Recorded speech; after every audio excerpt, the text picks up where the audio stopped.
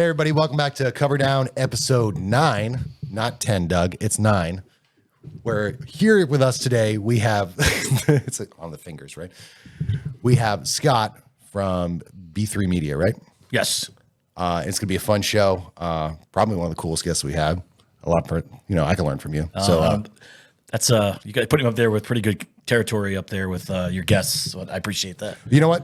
I got a lot of questions about baseball this episode. All right.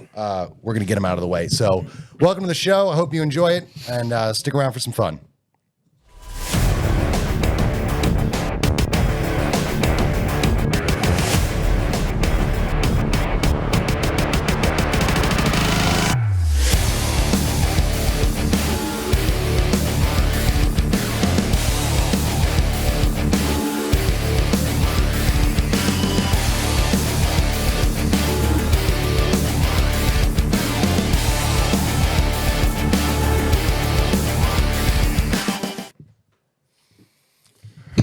Welcome back, everybody. Like I said, episode 9 here with Scott from B3 Media to talk about whatever we want to talk about, I guess. I got a lot of questions. Hockey. We're here to talk about cricket. I'm with it. Let's go. It's a baseball channel. We're going to talk about hockey. Yep.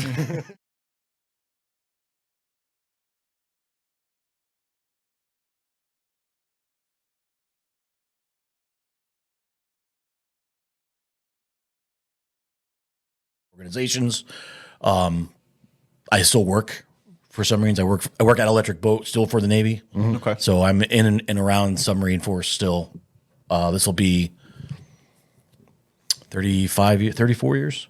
Wow. 34 years. I don't know. 30. I don't even know what year is it. 2023. This is July will be 35 years in submarine force. Wow. So yeah, I can't believe that came out of my mouth. Jeez, wow. Submarines for friggin' ever. Yeah, but it's obviously I love it. Yeah. So I had a chance to go do something else when I retired, but I decided why would I waste all the experience I had? Going to go get a job doing something that the Navy basically trained me to do and get way more time off and get paid way more money for it. So That's true. I had the opposite. It was like I had no resentment towards the military whatsoever or the submarine force. I love it. Like I said, 4th generation submariner. But I just wanted to do something completely different. Right. Yep. Absolutely. It's just like, hey, I love you guys, but I just wanted to take my right. my There's always talents been that elsewhere. stigma in the submarine. Well, I can only speak for the submarine force, but there's always been that stigma in the submarine force of guys who wanted to get out, and the chief would be like, they would be afraid to tell their chief that they didn't want to stay in. Yeah. Because a lot, like when I was a junior guy, if I would have told my chief I didn't want to stay in the Navy, after I woke up from him knocking me out, I would have he never would have talked to me again, and No, he would have just quit on me and forgot I existed. I got that when I said, I want to get out. I think it's time. From one of my chiefs, like, oh, what are you gonna do when you get out? Where are you gonna find a job? But it was my first chief that had said it didn't matter if you're 5 years in, 10 years in, or 15 years in. When you feel like it's time to go, it's time. You know when it's time to go. Yep. And I just felt like it was my time. And plus, it was my shit or get off the pot moment. Right. At 11 years, I was like, okay. Totally. And I got that. Like I had a lot of kids when I was the chief. I didn't want to be that guy when I was the chief. I knew when a guy came to me and said, "Chief, I'm getting out. After my 4 years is over, I'm getting out." Like when they were doing the what is it called? Career review boards. Yeah. You're getting all the information from your guy, and he's telling you, yeah, I'm getting out after my. Okay, cool. But I fully support this, but let's talk about what your plan is, because I want to make sure that young man knew what he was getting into, making sure he wasn't getting out for the wrong reasons. Is there anything I can do to change your mind? Nope. Okay, cool. Well, let's get you ready to transition to the next point. Yeah, I think the best thing they could have done too was like, okay, we'll get you ready to transition. Right. But we're also going to act like we're still staying in just in Totally. case. Because And I also things didn't can want- change at the last minute. Right, because you don't want that kid to, what do they call that? Go road on you. You know what Yeah, I'm saying? Like you no. don't want that guy to just quit because, hey, I only got 6 months left, Yeah, so you I'm don't just wanna going to short-time show it. up every day and that's it. You guys have that same in the Army where when you go to get out and you got like some sergeant being like, yo, you're not going to find a job out there. You might as well just stay in. Yeah. You get Yeah. that at all? Yeah, we have that. It's, and it's that mentality where it's just you have that leadership and it's a toxic leadership everywhere, right? It's you have that career military mentality where it's just like, this is it and there's nothing else out there. And you guys know that I work for the Navy base now, and I'm seeing it everywhere where you have those chiefs where they can either make or break that sailor, where you have that chief, like you said, where you don't want to be that chief where someone comes up to you and says, hey, I want to get out. And you're like, okay, that's fine, but let's find you that path that you're going to take to what you're going to do when you get out. And I see that every single day where people will come to me and say, hey, I'm so stressed out because I told my chief that, I want to transition out of the military, and they just kind of kicked me to the curb. And I'm not getting that support, and I don't know what to do. And I'm just kind of sitting there in limbo where I don't know, what to do right now. And it's just like, what do we do? Yeah, I did not want that, because I didn't want number one, for that sailor to resent me. And then it becomes difficult for the rest of the division, because then that guy gets shunned. And then, I didn't want him to feel like I was going to treat him differently because he decided that I didn't like him anymore because he wanted to get out. Senior leadership, in our case, like the goat locker, can really make or break a sailor. 100%. And so it's like me and like a good friend of mine are stark contrasts. Like his time in was just miserable. And he did not have a good experience coming out of the goat locker. When his shore duty was done, his first shore duty, he was like, I'm gone, and I want nothing to do with this ever You see that again. a lot. What guys, like I can always tell one guy after he got out his first 4 years, like, who was your chief? Oh, it was Chief so-and-so. Oh, yeah. Now I get it. I know who it was. And I'll talk to him because I'll tell him about my experience. Was like, I had, like, when I was leaving, those last like 6 months, that go locker on my last boat was awesome. Like they were, let me know if you need anything. I know people. We can try to find you a job. We're here to support. Like, even when you're not in, once a submariner, always a submariner.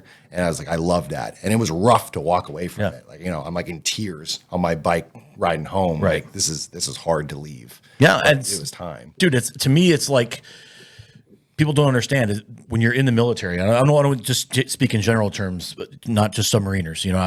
If you're in the military, that's a family. Yeah.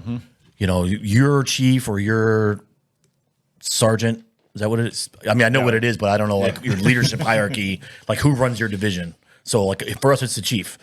Like as a chief, I wanted those kids to feel like I was not really a dad, but like an older brother, but somebody who cared about them and looked after them, not just when they were putting the uniform on, not when they were just in the torpedo room or standing watch. When that guy went home, I wanted him to feel comfortable that I still gave a crap about him every day. When I said to him, hey, what are your guys' plans this weekend? Not because I'm going to go run to the Cobb and tell him, well, Seaman so-and-so is going here and he's going to Providence for the weekend. Yeah, because I want to make sure you're not making intrusive leadership. Right. I want to make sure you're about making smart choices. Yeah. Right. And hey, go have a good time, because I was that guy. Mm-hmm. I was going to Yukon and Providence on the weekends and partying, but I want to make sure you're making a smart choice. And if you have an issue, you know where you can call me and I will come get you. No questions asked. Yeah. I remember when I showed up to my first boat, the Newport News, and the first chief I came across, he's like, "Who are you?" I was like, "Oh, I'm Petty Officer Sharp." How'd that go again? "Oh, I'm Petty Officer Sharp, Chief." And I handed my orders. He's like, "Who's your daddy?" I'm like, "What? Okay, I don't know you like that." So he's like, "Who's your dad?" I'm like, Tom Sharp." And he's like, "No, who's your chief?" I was like, I don't know yet. I just know I'm going to radio. Turns out it was him. Yeah. And everything. And he told me later, he's just like, you'll learn that I'm pretty much like a dad. That's my job. And I'm sure you definitely learned as well in your leadership position when I grew into mine, is that's really what you are. Half of your job is making sure the work's getting done, but the other half is making sure your people are taken care of, that they're studying for their advancement exams, that they're not having financial issues at home, that they have the mental resilience to get ready for deployment, like all that other stuff. Like, they're quite literally kind of being your dad. Yeah. I'll tell you guys a quick story just about that, because I think it's super important and it's relevant. I had a guy on my last ship who made chief, first class made chief. Mm-hmm.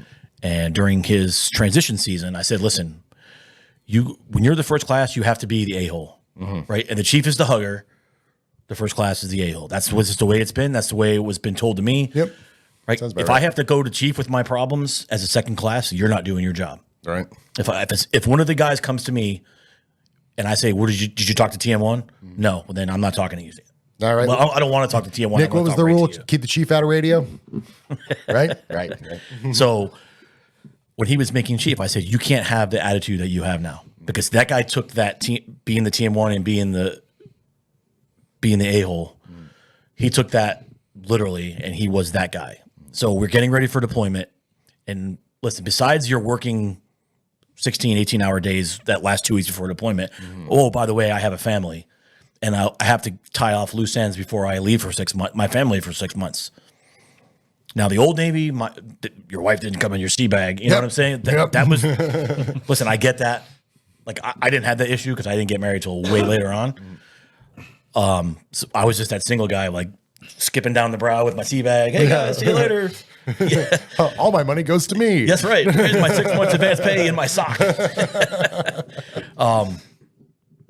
But we would have to be working at like 2:00 in the afternoon on a Friday, and we still have 8 more hours of work to go. Yeah. We're trying to close out BLS2s, blah, blah, blah. One of my guys says, "Hey chief, I need to go meet my wife over at Navy Federal. I got to sign some paperwork." No sweat, man. Be back in like an hour. And if you're going to be later than that, just give me a call. And Team Woman would be like, "No, we got work to do. You can't do that. Oh, F him, and he can't do that. He can do that on his own time." And I said, "Listen, like we talked afterwards. You can't. Yeah. These kids are people. They're not robots. They're people. And if you aren't taking care of your people, you're not going to be successful. I promise you, when you have your own division, and you will, if you are screwing your people over, they are going to completely turn against you. Now, they'll still do what you tell them to do. Yeah. But they'll, UCMJ Dix. you'll learn dictates two so, words but- that are very, very important to your career, and that's called malicious compliance. Yep. And if your guys are being maliciously compliant, you're not doing your job. And sure enough, he left the boat. He went to another boat. He didn't take care of his people, and he got fired. Not only did he get fired, but he got kicked out of the Navy. Wow. He did a lot of things It's unfortunate. that led up to that, but it was because of the way he thought he should run his division that caused those issues. And that, it bothered me because he was my TM1, and I taught him better than that. But he did not take anything that I said and went with it. I don't You know know if what I'm I don't know if I was the a-hole LPO. Nick, was I the a-hole LPO? I was barely the LPO. Let's be honest. You were. You were a great LPO. You let me do my thing and never talked to me. It was fantastic. It's true. Nick Hey, I don't know what I'm mentioned- doing. You got it. I'm going to go fishing. Taco Tuesday. I'll see you later. When I was in AIT, which stands for Advanced Individual Training, I had a drill sergeant. We were his first AIT class, and very first day he said, "I live by the rule that you lead by the power of example and not the example of power." I like it. And that saying had stuck with me ever since. That's deep. And I like that. I was, for some reason, it was just when I heard that, I was just like, damn, that's big, right? So my second deployment, I was promoted to E6, and that's a staff sergeant. And when I went back to LSA Anaconda, which was basically my base, where I resupplied everything and got all my tools and parts for all the operating hospitals that I had vehicles at, I came back as the E6. My motor sergeant turned around and he was like, "All right, we have to do all this and get everything done." And every mission that he gave me, I was working with every single one of my crew. And it was 2-3 o'clock in the morning, and I would still be sitting there working with everybody. And then he would come up and he'd be like, "What are you doing?" And I'm like, "You gave us stuff to do. We're doing it. Like, what do you expect me to do? Just give this stuff to my people and walk away?" And he was like, "Yeah, you're the E6 now. You can delegate this work." And I'm like, "I did delegate the work to myself and everybody else. Like, it's not going to get done without me turning a wrench and me, helping these people out." And I noticed quickly that by me being there at 2-3 o'clock in the morning with everybody else, the level of respect that everybody else below me just had with everything else, it was so much easier for me to come up and say, hey, I know you guys had, a scheduled day off for tomorrow, but unfortunately, and they're like, don't worry, Sarge, we got it. We'll go ahead and take care of it. And it wasn't like, oh man, now you're asking me to do more work, or we have crap burning detail tomorrow. Like, we know you're going to be out there in the trenches with us. We know you're going to be, embracing the suck too. So, if you're going to be doing it with us, hey, What was the old saying in the Chiefs quarters? It was, you'll choose your own leadership style. Yeah. Right. And yeah, that's definitely something you have to figure out. You have to.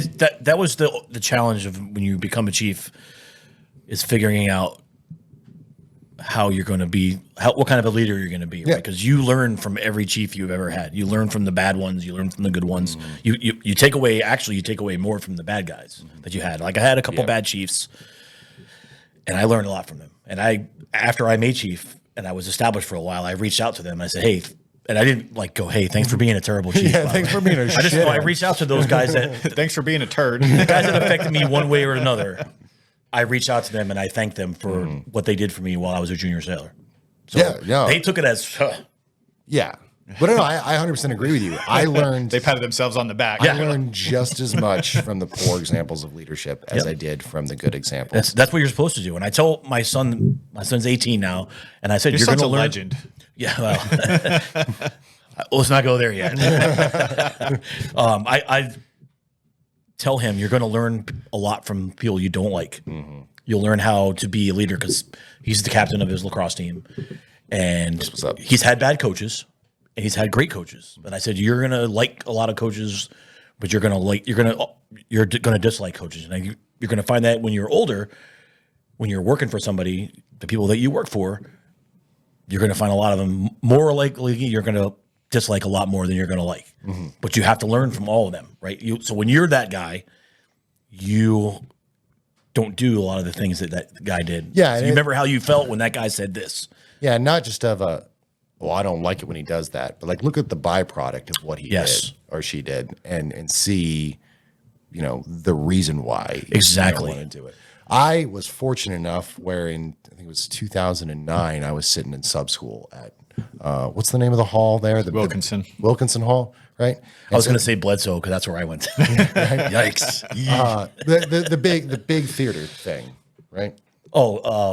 Lewis? No, the movie theater. The movie theater. Oh, that's I've been away. Dealey. The Dealey Dealey Center. Center. That's right, the Dealey Center. And two-star Admiral McLean was there, formerly known as Sub Pack. And I'm sitting up in the stands, and I'm doing one of those, right? And then I hear him say, "I always remember the words of my first Cobb Master Chief Wallace Ingram." My ears perk up because that's my grandfather's name. I don't even remember what he said. To me, it really wasn't important because at this point in time, my grandfather had been gone for 17 years, I think. He had passed away 17 years prior. And whatever he had said to this young J.O.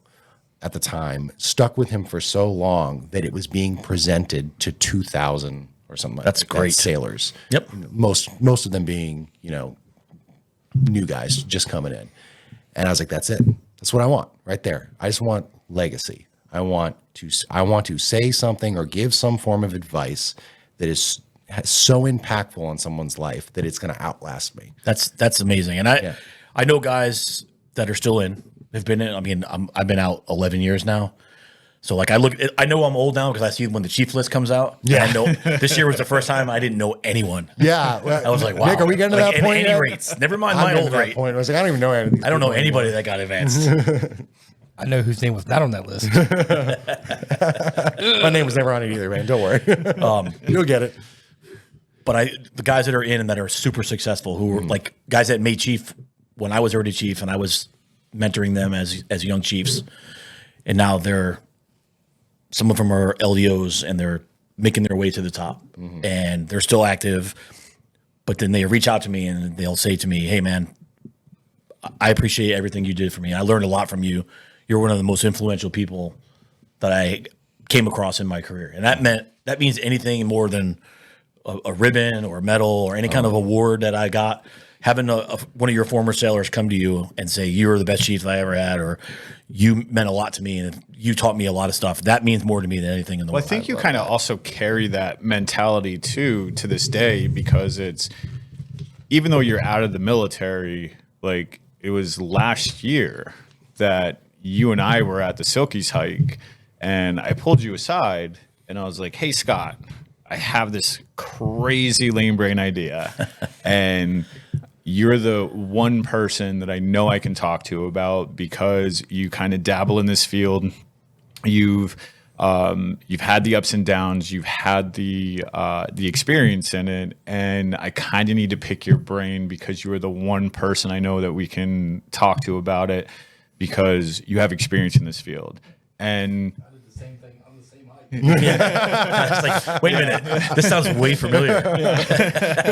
and yet here we are on this day because it was about the podcast. And you were 110% honest, and you were like, this is what you have to do, and this is the stuff that you guys need to, do in order to be successful at it. And like, you're just so willing to just guide people and give that honest advice and just be wholehearted about it. Yep. So It's crazy. I remember it's back in 2016. I think I'm sitting in my comic book store at the time, and like, there's no Nerd. I know, right? There's no one coming in, Flipping right? through my Pokemon cards. Flipping through my Pokemon cards. You were a nuke? Were you a nuke? No, I was a radio man. Sometimes it's no better. You need, okay, hold on. You need to get that soundbite where it's Homer Simpson's like, nerd, nerd.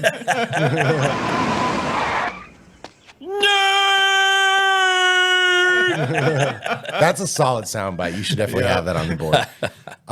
So I'm sitting there, and suddenly my cell phone rings, and I don't recognize the number, and I was feeling, I don't know, frisky that day, and I was like, Was Staff Sergeant Capazzi? no, because I had his phone number in there for sure. Are we ever going to let this go? No, never. So I answered the phone, and it was a former sailor of mine. Now, it was one that unfortunately got administratively separated from the Navy. All right. It just, the service wasn't for him. It's not for All everybody. right. But when he was leaving, I was trying to coach him on, like, let's figure out what you're going to do when you get home and how you can kind of recoup all of this and, like, put your life on a track that's going to be beneficial for yourself. So I worked with him for the weeks beforehand. And then years later, he calls me back out of the blue, and he just says, I just wanted to thank you. I was like, I don't know what I did, because in my mind, I'm thinking that this was a failure on my part. You gave a crap is what you did. It was a failure on my part because unfortunately he was not able to adapt to service life. But then he calls me back and says, I left the Navy. I have a great job now. I just purchased my first home. I've been promoted twice in the last year and a half and everything. I took everything you ever said to me and my own personal failures, and I took it to heart, and I applied it when I left, and I am successful now. And I wanted to thank you for that. That's awesome. So what I thought was a failure on my part turned out to be a success, and I was just more than happy just to hear him and know that he was doing actually very well for himself. And it was kind of crazy. It's like, oh, okay. I thought you would have hated me, but I tried. Listen, I follow. I'm pretty sure you might follow. I know you probably do, but you follow these groups on Facebook that are pretty entertaining. Navy groups, and they tend to dump on Chiefs a lot in those groups. Now, while I find them funny, because I know that I wasn't that guy, I kind of take it a little personally, but I never say anything. I never become that snowflake on the thing. It's like, oh, I guess you were never a chief. So what you're saying is you didn't win the Cold War single-handedly? Yeah. Oh, You know exactly who I know exactly who he is. See, that guy doesn't bother me because he's really, he's a because that troll. guy caught me like a 60-day ban from Facebook because I couldn't leave him alone. I completely ignored that guy and he went away. I got a 30-day ban from him while I was already on a 1-week ban. I don't know how That guy, I know exactly who you mean, but he's just a troll. He was, and I will promise you, and you guys know this for a fact, probably too. No, when he was in the Navy, nobody on his boat liked him. He was a guy that nobody liked on the boat. They picked on him when he was a nub. He got picked on continuously. He probably didn't qualify within his 10 months. He was that guy, but now he's out there marching to his own beat, like I was that guy in the Navy. I was super sat sailor, Mr. Navy. That's a hot take right there. 10 months was the time frame. 10 months. When I was on the new news, we had an egg hanger that hit the 2-year mark. Yeah, we're at a guy at 25 months right now. And they wonder why. Wait, say that again? 25 months. They get 25 months now? No. Oh. That's No. where he's at, though, is 25 months. I thought you meant that's what they give them now. 4 boards at 25 months. Wow. And not even like second chance boats. Like still his first boat. Not to be that guy, because I'm the old guy. I'll be that guy. I'll be with you. Back when I was those guys are in the group too. Yep. Yeah, if they're not shouting OPSEC, they're shouting about, well, this wouldn't have happened when I was in. But seriously, I can say for a fact that you had 10 months and you got 3 months after that 10 months, you went to a board and you were dink. If you went past, you were dink. And it was like, you're going to dink study every day and you're coming in on the weekend and you're going to study. And if you didn't get that after the 3 months, you were gone. And you weren't going to a second chance. There was no such thing as second chance boats. Yeah. Because right across the pier, we were on Pier Mike in Charleston. On Pier Lima, there was a frigate, USS Mooseburger, going to sea tomorrow. There weren't second unpack chance your sea boats. bag. There were second chance ships. Go to the surface. They were tin cans, second chance tin cans, because you were no longer a part of the submarine force. I love it. It was way easier to do that now because you didn't have people crying that, oh, my chief screwed me. On the subject, though, I remember when I was leaving the Newport News, and I'm leaving as an E5, all right, which is like the most disgruntled, Yeah, of course. right, of all of the ranks, I think. And Doug, chime in on this if this rings true for you. So I was checking out and I was talking to my CO. He said, "Do you have anything you want to say at all? Like, bitch, gripes, complaints?" I said, "You know what, sir? If I had to talk about anything, it would be this new generation of sailors. It's like they just can't hack it. Like they just whine and complain about everything, and nothing's good enough, and everything's too hard and stuff." And then so he chuckles, I'm thinking, I'm like, okay, did I say something funny? And he goes, well, let me put it this way. That has never changed. It happened before you. It will happen after you. There will always be those sailors. But the only thing that was different is you changed. You now notice the sailors that can't cut it. You now notice the people And you were that like, are pulling their weight. He's like, but they've always been there. You changed for the better. Does that ring true for you at all? Because like I was like that. I was pretty much like in the trees, and then he said that, and I just went, outer body experience. I was like, oh, it all makes so much sense now. It's not them, it's me. I'm the one who changed. I'm the one who got better. They'll follow close behind, but they'll have their time of being like that, like a lot of sailors do. I just found that was super interesting. I was like, But it also changes with society too. it does. It Yeah, does. yeah. You're right. It's the society, and it's nothing that you can change or anything. It's the hard problem is getting society to open up their eyes to the hard dose of reality. So that's the toughest part, is getting them to say, or getting them to see that this is reality. Look at it, accept it, internalize it, because reality's not going to change. Yeah. You have to realize that, and getting them to just swallow that hard pill, it's not going to happen because they feel like, oh, I can just cry and stomp my feet and, someone's going to come give me a hug and everything's going to be all better. It's not, but it is what it is. I can only do my best. Poor Doug is stuck guiding all of those individuals. The shepherd of the sad pandas. I try, and that's the thing. Like when I go and do my trainings, I tell everyone, like, I literally say, I am not Willy Wonka. I'm not going to sugarcoat stuff for you. I'm going to tell you how it is. And I am going to just give you the God's honest truth. This is the way it is. Like, I'm sorry if you don't agree with me, but this is reality. If you don't like it, sorry. There's the door. But So 24 years? 24. 24 years. Well, good on you, man, for sticking it out that long. It's I actually, the way one of I those put weird it, people that it's loved impressive for anyone to stay at a single job, regardless of what it is, service or otherwise, for 20 years, and then to go out there for 24. I'd go back today if they let me. I have. Me too. I have the day. Nick knows. I never threw away my uniforms. I still have them. Like I'm ready. There's days I Dress want. blues are Preston ready. Oh I was God, gonna ask no, not at all. Every Friday at Two Brothers. I don't think you could fit in those. No, uniforms. absolutely not. But there was days I just wanted to put it back on and go back to work. Yep. I didn't. I miss that aspect of it. Yeah. I don't miss. I don't. There's a lot of things I don't miss about it, and I'm not sure that I would fit into today's military. But there's a lot of things that I miss. I miss the people. I mean, I'm not even sure if I would fit. Nick hasn't changed that much. About to see the hatch shut indication as you climb down the LAT. But here's the thing, though. Even though we do miss it and we do miss putting on the uniform, I think this is also why we get so heavily ingrained in the veteran community and working with and for the nonprofits that we do. It's because even though we know we can't or probably not pass like the physical fitness tests, because there's no way in hell No. that No, I I'm mean- running or doing a sit. Look, I'm not.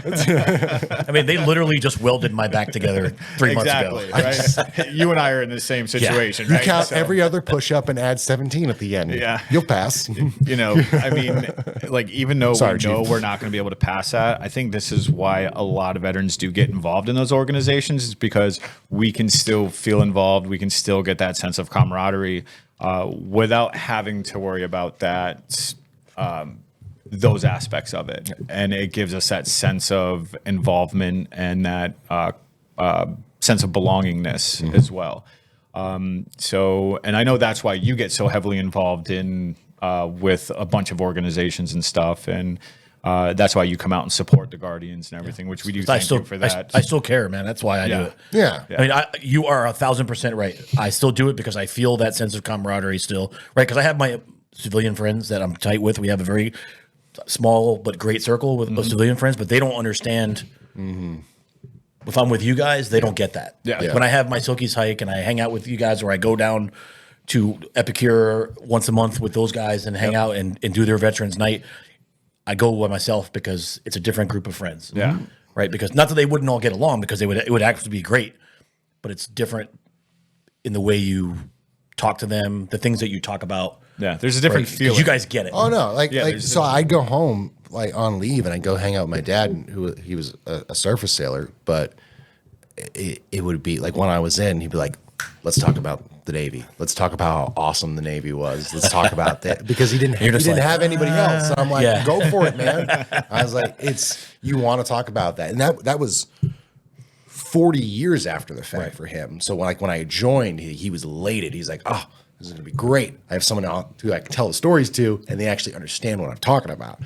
And so, yeah, it's, you don't ever really want to let it go, because you Yeah. can't. Yeah. It's part But of not it. only that, it's just like it's the fact that there's certain like jokes and delivery of the jokes and the general ribbing and the one-liners that you can say and deliver without somebody getting offended or like the general butt hurt, right? It's just because Quote, unquote, it's like you butt pull, hurt. it's like you pull up in your Jeep or whatever. And it's a nice looking Jeep, by the way, but it's like anyone else that pulls up in a Jeep, and it's like you want to be that general like sarcastic, right? It's like, oh, is that coming in men's color or whatever? Yeah. And Oh, then that was really everyone- nice for Barbie to lend you a vehicle. You got a Barbie hotline, you can call her anytime. In your Barbie Beach Patrol, you're feeling real fine. You meet her at the mall and you have a ball. Barbie says a different thing every time you call.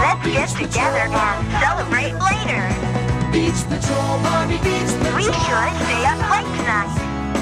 Beach Patrol. Barbie Beach Patrol Jeep with a super talk. Yeah, everyone else will be like, "Oh, what do you mean? Like, oh, it And I is a don't- men's color." And then you're like, "No, And the fact I won't even get offended by that. Like, okay, Or just but like- I'll come back with something like else. your window was down." Or you'll just run with it. You'll be like, yeah, it was the girliest thing I could find. It's fabulous. His window was down. I see him rolling up his window, and he's going like this. And I'm thinking, it is 2023, bro. Like they do have buttons that take care of that for you. Like, any Jeez, other- Chief, skipping on the fronts, huh?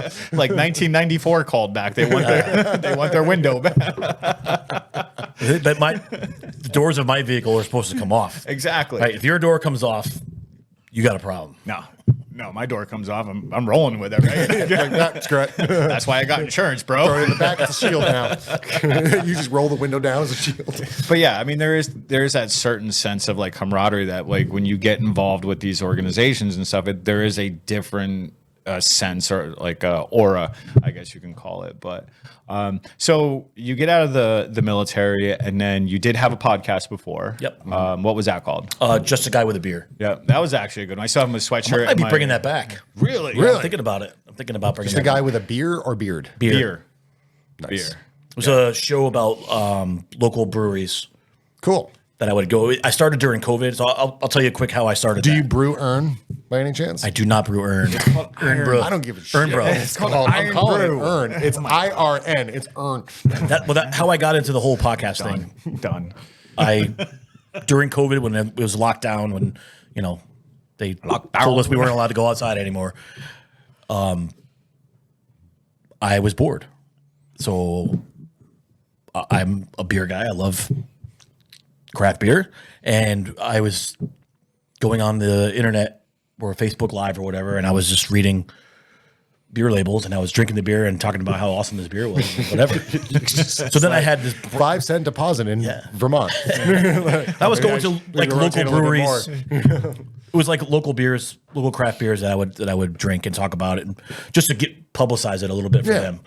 And then I would start watching a movie, and I would review them, give like a quick 5-minute synopsis of the movie, and then review the beer while I drank it. And people were watching it. And they're like, "This is pretty cool." Do you ever like have an accidental slow day where it's like it's a boring beer and you happen to watch Snakes on a Plane? You're like, it's totally. okay, and This is okay. The and that's snakes are on okay. the plane. Yeah. Well, but I would make it up, right? But that's when my military sense of humor kicked in, yes. and I would say a lot of inappropriate things about it, and they would, I would just make the best of it. But then it got to the point where people were starting to watch it, and they looked forward to it. If I missed it, hey, did you do a movie they yesterday? like it. They really like it. Right? And people started recommending movies to me. Hey, watch this movie. Hey, drink this beer. Then I started. People would send me some beers to try, so I would go on and I would review it. And my wife said, you should start a legit podcast. Now, during the COVID lockdown, everybody was doing podcasts. Yeah. Because that's what we were doing. And we were bored, and we were making, instead of, just sitting home getting fat, I sat home, got fat, and had fun. I told everybody about it. That's what she said. So one of my close friends was like, you should call it Just a Guy with a Beer. I'm like, that's awesome. I love that. And unbeknownst to me, my wife made that logo that I had. She came up with that logo, and she had it made for me, and she gave it to me as a Father's Day present. And I just rolled with it, and I just started contacting local breweries, because at that time, a lot of these places were struggling. Yeah. Nobody was allowed to come in, and then when they finally did allow them to come in, they had all these stupid rules. Yeah, it was limited capacity and all that Right. stuff. Yeah. So what my goal was to tell everybody that would listen how awesome these places were. Hey, if you haven't been to Epicure Brewing in Norwich, these are the kind of beers they have. And today I'm drinking, Damn Yankee from Epicure Brewing, and I would talk a whole bunch, and then I would start bringing people on the show. I brought Jeanette, was the first girl I ever had on the show, Jeanette Taylor from Yeah, I was on Epicure. the show. Yep, you were on the show. And I started bringing the owners of breweries wanted to be in. So I just start reaching out, and then like, I got a lot of either no answers, like the bigger the brewery, the more of a chance I had of them just ignoring me, which is fine. And then I had a lot of not right now, because they didn't really know who I was, and even though I explained it to them, if they would have watched my show, they might have thought different. Whatever, because someday you're going to wish you did. Yeah, snooze you lose. That was the attitude I had. But a lot of people, especially the local places like Epicure, these guys, Tox Brewing, the place in Niantic. What's the name of the place in Niantic? Brewer Big Brewskis. No, there's another one. Oh, this. Anyway, I was just going over all these things, and it just got bigger and bigger. And I have the outer light people come on. And then the people from other part of the state started, hey, I'll do that too. And then I had a friend who she owns CT beer tours. Basically, she owns a couple buses, and you hire these people to drive you in this 16-passenger bus, and you tour breweries and drink the whole time. Do they have like like an IV as well. So you basically they just can have a sober you designated back driver They up bring all day. snacks, right? You hire them like a limo, but it's a bus, and they have like a cooler with waters and snacks. Nice. And then you can customize your own tours. Anyway, this is a commercial for. We're taking so this thank show you, on Michelle. the road. Yeah, we're going on the road. We have stuff to do. Let's go. Welcome back to Cover Down, guys. Just let me know because I'll get you guys a good deal. But Welcome back. We're just down. so she reached out to me. She wanted to do a partnership, and what I would do is she would come pick me up on a Thursday, and we would just go to random breweries. We do like an area, like we would go up and do like 3 or 4 breweries in Manchester, and I would do an interview in the brewery with the owner, and I would edit it all up, and I would have a show with like it was kind of like diners, drive-ins, and drives, but Yeah. with beer. Nice. But it got to the point where it was too much for one person to do because I was using an iPhone and editing all on an app, and it was just got way too much for me to do. So I ended up putting it on pause, and that's when I had another opportunity to do what I'm doing now. And what are you doing now? So now I have a show with my good friend Chris Knott, who is a law enforcement officer in Norwich. Him and I do a show called B3 Baseball. And we do, Oh, is that your logo? right there. Look at that. Look at that. Yeah, our producer's coming along. Wow. Quite well. So, how did that happen? So, that's the logo, really guys. magic. And listen, if you're interested in following, it's our YouTube is at B3 Media 788. So if you want to go follow, we're Those really two handsome devils. Yeah. I We look got angry. studio We look Nick. like 2 bouncers ready to toss you out of the club. I know. Nice. Look at that. But that's our set right there. You can see we have a professional desk made. Now listen, those faces say one bad thing about Derek Jeter. I swear. I will fight you. You guys look like you're already about to call the manager at Applebee's. That's right. That's the look you get when Applebee's cuts us off for the $5 Long Island iced teas. That's the difference in sets between our zero budget and their awesome budget. So funny you say that. Everything you see there on that set was paid for by us out of our own pockets. Really? Yes, we don't make any money. Your chief money's showing. It's my retirement money your showing. pension's My showing. retirement pension. showing. Hashtag awkward flex, bro. My chief privilege. We went in on that, like, because we went to the old adage, you got to spend money to make money. Yeah, Exactly. You get 100% Eventually, we would right. like to be making money enough for me to do that full time. Of course, Yeah. I'd love to be doing that. But everything you saw on that set is, we started off with a table, like you guys, with a green screen behind us. In fact, yesterday was the 2-year anniversary of our first episode. Oh, congratulations. Thank you. That's awesome. We're 93 episodes into it now. Wow.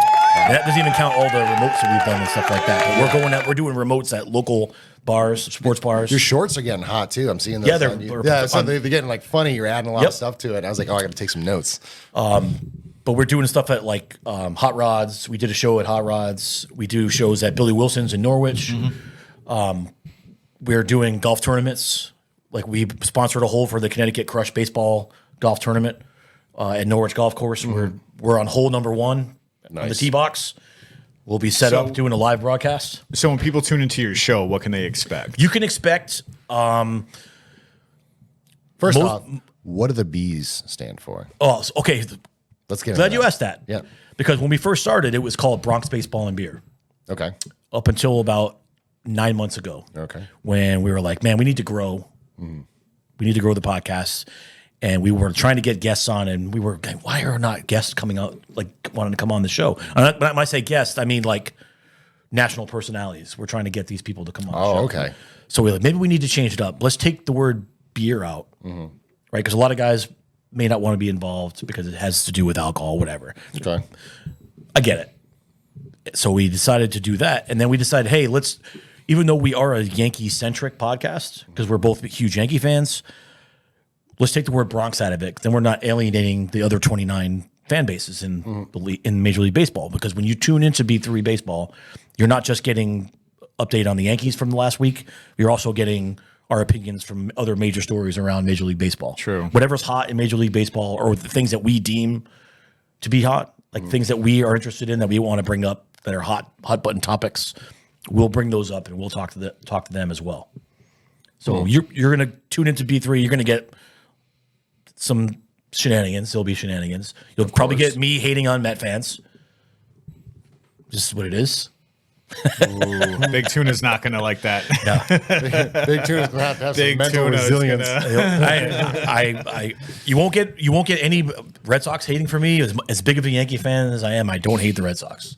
I have a respect. That's I have a respect for them. unusual. Yeah, Wow. Listen, I don't love them. I'm not ready to take warm progressive showers of with them in wee hours of the morning. However, I don't have a hatred for the Red Sox fans like it used to be. It used to, trust me. Oh yeah. But after 2004, they had their thing, and they've won a few since then. So you know what? It's a healthy respect. I don't like guys- them, but I don't hate them. You guys got a lot to talk about this season too. We do. We have a lot to talk about. As far as I could go with baseball for the most part was if someone was like, hey, you want to go catch like an amateur baseball game. So like for me growing up, it was going to see the Portland Sea Dogs. Portland Sea Dogs, yeah. Yeah, up Maine. in Maine. And I love that. It was, I love those guys. Yeah, Red Sox affiliate. Yeah, it was a good place to go, especially when the weather was nice, but it was just so long, It's Yeah. like, oh my God. It's like, hey, you want to Yeah. go catch a baseball game? Hold on, let me clear my schedule. Like, the whole only thing entire that's day. longer than a baseball game was like cooking a baked potato. It's like just clear your schedule for a week. But now they established one rule that might actually turn me back to trying to watch it again, and that's the pitch clock. Yes. Which kind of blows my mind if you want to talk about it for a moment, because it actually makes us go, oh, I can sit down for a couple hours and watch. Which is what? Which is now. Last night, the Guardians and the Mariners They had played the first violation, I think? 2 hour and 3 minute game last Yeah. night. So for the audience and for Doug and maybe for a little bit myself too, can you explain the pitch clock real Right. quick? So now you have 18 seconds. From the time the pitcher gets the ball back from the catcher, you have 18 seconds to throw a pitch. Yeah. Now it's not just the pitcher getting on the mound and being ready to throw the ball. Mm-hmm. It's also the batter getting in the box and then making eye contact with the pitcher and being ready to hit. Mm-hmm. Right. So if you don't meet that 18 seconds, if the pitcher doesn't, it's a ball. Yep.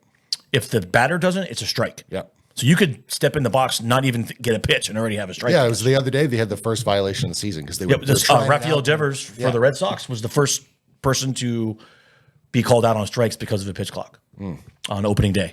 And now you're also, the Mets got called for one I didn't realize.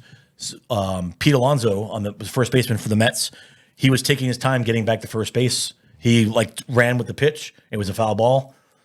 So he had to come back, and he took too long getting back to first base, so they called a strike on the batter. Really? Yeah, it's very interesting. Wow. Like, just because baseball has always been that sport that I would kind of like make fun of. Like, if you can be like 200 pounds overweight and chew the entire time. Those guys are still athletes. But then when they actually speed up the process, I'm like, let's go. And that's Like, been one of the reasons why I've never been interested in sports. Yeah. Is because of the fact that it takes so much time. And that's one of the reasons why I can't get into football. It's because you have a play, and it's like, let's watch it from 47 different friggin' angles. Yeah. Like, And I there's- don't care. and This there's dude got 6,000 sacked. rules that will stop the clock. Dude got sacked. All right, get back on the line, throw the ball, let's get done with it. All right. I need a winner, I need a loser. Let's move on with my day. Same with baseball. Get up, hit the ball, run. Oh, you didn't make it? Okay, get your butt back on the bench. Let's go. That's it. Like, I don't need 47 different angles, 90,000 different rules. Just make the rule simple, follow it, let's go. I mean, it can still have the opportunity to be a long game, right? Because it's not a game with a clock, Right. Like a game clock. And as long as you still have another out, you can keep that in Yeah. and going. The Red Sox had that last night. The Red Sox were down to their last out. The guy hit a pop fly to the left fielder. Game should have been over. It was like a routine pop fly. He dropped it. Oh, got another opportunity. Next guy up hit a 2-run homer. Red Sox won by a walk-off home run. Yeah. Wow. And You never know.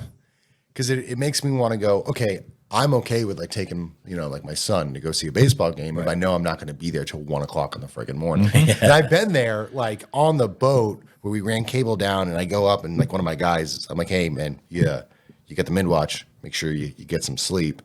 And then I come back like, and he's still up there. I'm like, oh my God, like how long has this game been going on? He's like, forever. I'm like, this is why I can't get into it. But now that they're condensing it. It's made it a little bit more. You're bringing more people into the game. Maybe bringing some folks back to the game.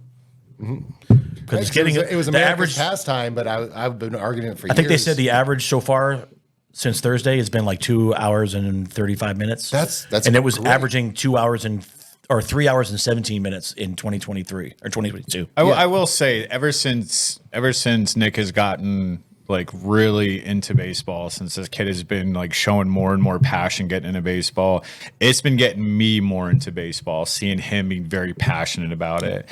And I've been finding myself like watching him play and then increasingly getting more and more frustrated at the ump, and then getting more like excited as he hits the ball and becoming that parent that's like Right. yelling and screaming at the fence, and then shaking the fence as he's running, and then getting excited as he's winning, and then as he's watching the game on TV, like rooting and cheering for the Mets with him and getting excited like he's at his mom's house and I'm following the game on Google or whatever. Because I mean, we just got the sports channels today, made sure that we had the Mets channel so I can follow along with him.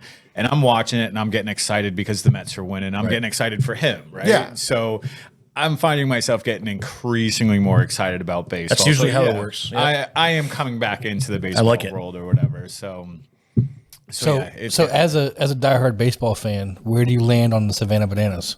I love the Savannah Bananas. Good, 'cause we're going. So hopefully I want to see those hold guys on, so explain. bad. they're coming to Hartford this summer. Explain. Yes, I we are don't know what going. this Yes, is. so What we're is going. this? Someone Hopefully, explain.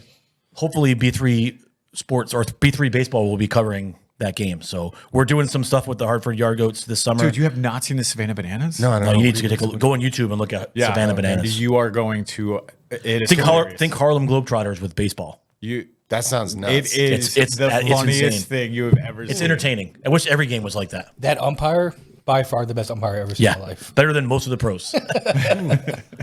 Just so any plans in the works or any hope that B3 Baseball will be covering a like Yankees game? Well, it's tricky when you get into bigger things like that. There, you have to watch for established people who already have established contracts with those teams, right? So we're going to do some work with the Yard Goats this summer, but because they have other contracts with other networks, we have to be very careful of what we put on our podcast, right? So we're going to go there, like we're going to do a show, but the stadium has to be empty when we do it. We can't do one with like during the game or when the players are on the field or when anybody's in the stadium. So you could do like a pregame show. When you say pregame, I'm talking like if the game's at 7, we'll be there at like noon doing Yeah, it. like a pregame show. Yes, but we're gonna do like once a week. We're gonna do like an update. Hey, the Yard Goats this week went 4-2, and they beat Team X 5 times and lost twice or whatever. You know what I mean? Like we're gonna. This guy had a great week. For those who don't know, who are the The Hartford Yard Goats are the Asking AA for a friend. affiliate of the Colorado Rockies. Okay. And they are in Hartford, Connecticut. And coincidentally, I think this is I could be wrong. I'm just going off the top of my head. It's like the 4th straight year that they were Baseball Park of the Year in the United States, the National Baseball Park of the Year. I think so. Wow, They're in that's Dunkin' pretty Donuts cool. Park, and it's like you can't miss it. You drive into Hartford on 84, and you get into the city. It's right there on your right. There's a big Yeah, they're also doing the right up on top of the scoreboard is a big Yeah. Dunkin' Donuts cup. Trying to this think summer. that- They're also doing the thing with the pickles. Yes, the bouncing pickles. Yeah, the bouncing pickle. we game. don't know I this? tried to buy a hat and it was sold out in like minutes. Yeah, Nick, get on that. Yep. We're gonna have to We're be gonna up there bounce for some that pickles. one. Check. No, I think the last baseball stadium I was at, it was one up in New Hampshire. Fisher Cats. It's by Keene, New Hampshire. I remember because there was a Marriott hotel that was attached to it. And I stayed at a Motel There's one 6 in once. Manchester. I think it's Manchester, New Hampshire. it might be. I think they're the Fisher Cats. They left the light on for But me. I remember because like I was there and it was shithead. It was the fall and I was walking around and I saw that they had like a jacuzzi tub and I walked out back and the jacuzzi tub was the shape of a home plate and That's it was nice. center line like in the outfield all the way down. So you could sit in the jacuzzi tub and have them bring you a beer while watching the baseball You need to game. find out where that was and let me know. Yeah, 'Cause right. I want to go there. I was like, I would watch a baseball game from a jacuzzi tub. That's for sure. Honey, pack up the car. Right? Where are we going? Don't worry about it. We're all gonna go in the jacuzzi tub. Yeah, it's gonna be great. She'd be thrilled, I'm sure. But yeah, listen, we're blessed. We've attracted a good following. We have a lot of fun doing it. It's a passion of mine, obviously, because we're doing it. We're 2 years in, almost 100 episodes, and we just love it. We're branching out to different things. We have a radio show now, B3 Sports on 94.9. Wow. Out of Ledyard. Same people that run 106.5 and 107.7. Okay. Oh yeah. Yeah, yeah. 107.7. Yep. Lee, I don't know. Do you know Lee Elsey? Of course we know Lee Elsey, There you go. Lee Elsey. the voice of freedom. There you go. Freedom. He's been on the show. He's been on the baseball show. He's been Yeah, on I've been on the the show. Lee Elsey show. I've been on this show. Lee has been on B3 Sports. We're every Saturday noon to 1 live on 94.9. And hey, Lee's called into the show and been a guest of ours. So he's been great. He's been very supportive of us, and he's a legend in this area. So we're trying to beat him for best radio host, by the way, in the that's day's gonna best of the be- best. That is going to be a very tough fight. I love you, but that's going to be a tough We're working fight. on it. Now, Last year, not on the radio. Give me your best like radio voice. this is my best radio voice. No, What are you talking about? Best radio voice. I don't have a radio. I Give me, don't have give me a your, radio give me your voice, Nick. Casey Kasem. This is my radio, give my me your- radio voice and my radio face. Long distance request. His radio face. No, last year, 2022, we were the New London Days Best of the Best podcast of the year. Really? We beat Awesome. out some pretty good podcasts, and we were pretty. I didn't even know that pretty was a pumped. thing. I know that it I. For you. Okay, Goals. Goals. so Now, Scott, you have Scott- to you have to get nominated now. Okay, how I do we get nominate nominated? us. Well, you have to wait. You have to wait till 2024 because it's already over. Okay, Bullshit. The nominations Scott's are like, already the in. next one's in 2045. I don't know. The nominations have already been in. We've been nominated for best podcast again, and then best radio show. All right, so do us a favor. Make sure that when the I will whole nominate voting you next year. system. Well, make sure when the voting system comes out or the link, just make sure you send us the I'll link. be sharing it every day. Because we want to obviously make sure that you guys win it again. We'll push it out on all of our social media. I appreciate that. But we'll and settle for a solid second place. I will too. And then I mean, they gave us a nice plaque that says There you go. winner of best of the best, which is cool. And we're proud of that. We're super proud of that. And today, by the way, Sunday's paper has a 4-page article about B3 Sports. Well, In the in the day. it's in the New London Day. It's the insert that they put in the magazine. It's a full color 4-page spread about our show. okay. It's pretty awesome. That's what's up. Yeah, just make sure we get the link so we can vote. We'll push it out, and then we'll make sure that That show is called everyone B3 votes. Sports. We talk about everything on that show. We Yeah. don't just baseball. We're Nice. all, like yesterday, we talked the Masters. Oh, wow. So, yeah, it was So cool. you even hit golf, huh? I'm a huge golf fan. Nice. Huge. Yeah, all about putting on that green jacket, huh? I can't. Masters Week is like the next best thing from Super Bowl Sunday to me. There's a select few things that like when they come on, I have to watch. The Masters is one. Most recent is King of the Baggers. All right, hell yeah, watching that guys racing freaking. What are they? Is it street glides or road glides? Road glides. Oh, Indians. Nice. Yeah, 180 miles an hour in bank turns. Fully. I'm all backed set out. with that. Yeah, it's awesome. But weirdly enough, the Tour de France. That's kind of cool. I've been to it. I like watching that for some. I went to the and the Isle of Man. Got to watch that too. stage 1 of the Tour de France in Yeah. 2002. Stage one was it like turn one? No, well, we were there. For I always the want to be start. on turn one just to see how many people aren't going to make it past that turn. We were on the starting line of Yeah. of the first stage of the Tour de France in Marseille. We were on deployment in I've been to 2002. Marseille before. That's pretty cool. It was kind of neat. I mean, we saw Lance Armstrong before he got caught cheating. Yep.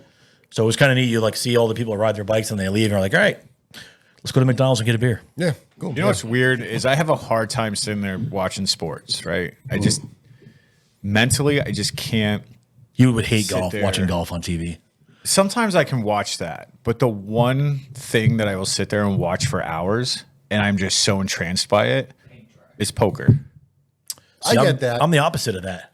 I can't. I tried it. I can It's- understand that. The It's not for whole me, but the whole psychology behind it Right. is having two cards, and just by putting a monetary amount of chips out in front of somebody, and then just the psychological tricks behind it, and getting one person to think something is just by certain actions. It's fascinating. I will say that if I flip through and I see World Poker Tour on TV and I see Jennifer Tilly at the table, I'll stop and watch it. there you go. So the one thing I couldn't watch, but surprisingly I could listen to, was NASCAR. Couldn't watch NASCAR. Left turns, whatever. listening to But it. if I though? listen to it, because I have an overactive imagination, it's NASCAR meets Speed Racer, and they're going like 700 miles an hour and shooting guns at each other in bank turns. I'm so glad you said speed racer, not pod racing. Oh no, not Because you're a racing. nerd. God, Oh, Ugh. he went there. what? He calls out your Star Wars nerdness. Well, see, that's the thing. I'm not that big of a fan of Star Wars. Oh, It doesn't matter. yeah, you're a neither nerd. am I. It's not. I mean, I am the old. Plus, Star Wars. episode 1 was just C-SPAN in space. Like, I don't. Come on. The intergalactic Senate. Like, no, like, we can watch it some other time. Pod racing's fun. Scott, you're doing great things. Love what you're doing. Love seeing Ditto, you, ditto. hanging out with you, and especially when you come out and walking with you at the hikes, and just anytime we get together and just a chit chat about anything. It's just you're a fascinating individual to talk to. Great guy to hang out with. I appreciate Yeah, that. man. It's been fun having you on the show. Yeah, Yeah. we've been actually looking forward to it when Yeah. when you went in for your surgery and stuff, and you're like, yeah, I can't drive for a little while. We're down and out. Like I sent a message to these guys. So I was like, yeah, Scott's out for a little bit, and they were like, yeah, just let us know when he's ready to come on the show. I was so excited. And then when I messaged these guys Saturday morning, I'm like, Scott's in. Listen, you guys are doing awesome things, man. I love what you're doing here. The messages you guys are putting out is great. And being a veteran and watching your podcast every week, I appreciate you even more. No, we So, appreciate you guys are doing great things. Well, and like I we said, we appreciate learn from the best. Right? Yeah, no, I've been eyeballing you guys pretty hard. Like, taking notes. I know Nick has for sure. we learn from you guys too. So it's, Oh yeah. keep watching. Like, I don't know anything about Tell your baseball, but I friends, just tell want to your listen. friends. Like, how does he deliver? How does he segue? Nick's in there like doing like reverse image searches of all your gear and stuff. Like, Yeah. oh, we're gonna have the same thing. Yeah, we have to have you guys down. I mean, listen, you guys are welcome on the show anytime. Nice. I'd love It's to. a baseball show, but you guys are welcome anytime. Yeah, I I'd can love to. Especially come down I and see can the fake podcast. until I make it. See the come down, see the studio, Yeah, and check it definitely. out. I know Nick would love that too, seeing how our setup is. So, Oh, yeah. it's pretty cool, man. Can I We'd love to press have the you guys buttons? down. Beautiful. Sure. Thank you. Love to come on. Yeah, any of our watchers follow baseball. You like baseball, love baseball, whatever. Definitely follow these guys doing some awesome content. So definitely give them a follow. We'll put all the links in our description. It's a killer logo. Seth will go ahead and provide all the links Yep. for you. So definitely give them a follow. Yep. Scott, we appreciate you. Thank you for appreciate you coming guys. on. Thank Yeah, you so no, much. I was Appreciate it. so pumped for you to come on the show today and just have like another podcast personality. I was geeked about coming on. Just not gonna lie. It's going to be Appreciate great. it, buddy. So, but I don't got anything else. I'm good, Ross, buddy. You got anything I'm else? good. You got anything else you want to put No, out to the just audience? thank you so much, guys, and keep doing what you're doing. All right, guys. Hey, we're going to send it home. Thanks for joining us on this episode. Hope you tune back in again to watch us, and definitely tune into our friend here to B3 for all your sports needs. Other than that, we'll see you all next time. If you're out there in the world and you see a vet, shake their hands. All right, thank them for their service, and as usual, stay proud, stay grateful. We'll see you next time.